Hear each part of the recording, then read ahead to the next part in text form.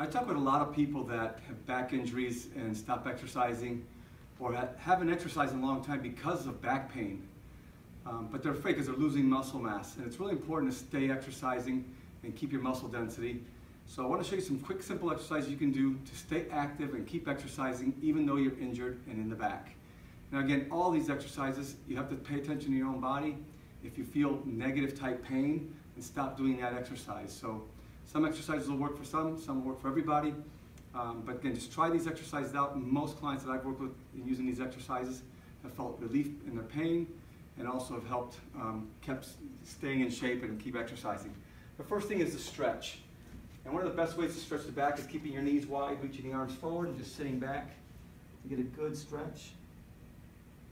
And then once you've done that for a little while, maybe 20 or 30 seconds, reach one hand to the opposite side of the mat and kind of thread the needle with the other hand and get a good twist.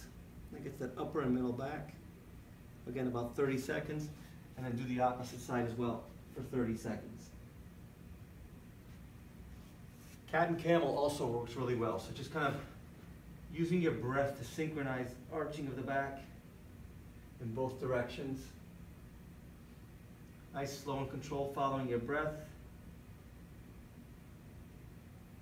And maybe 10 reps in each direction. Then I want you to start thinking about working on your core strength. So in a plank, you can go off your knees, especially if you're injured.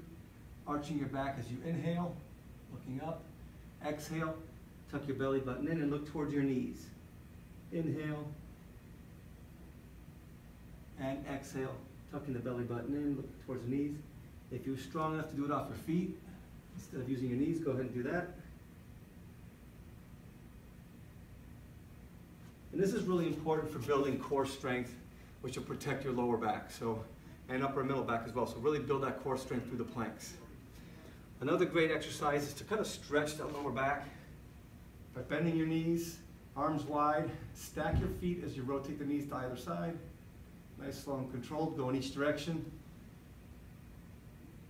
And you may find one side is tighter than the other. Spend a little more time on that tighter side. And again, maybe 10 on each side. And then go ahead and hug your knees to stretch that lower and middle back. And then come on up. So that'll kind of get your core and your back loosened up. Your core engaged, back loosened up.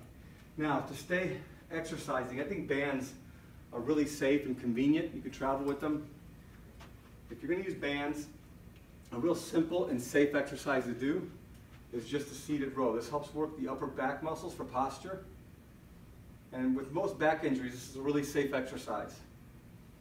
You want to do it with a tension of a band that gets you pretty tired in between 12 and 20 reps. You should be fatiguing. You can also go high, so the palm facing down with the elbows up wide. And then you can turn around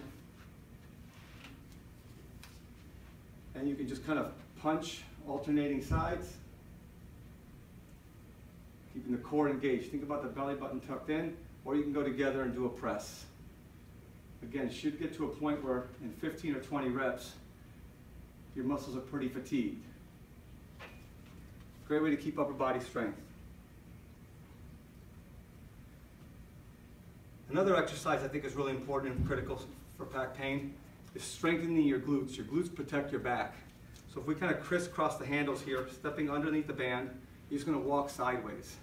Keeping your core engaged.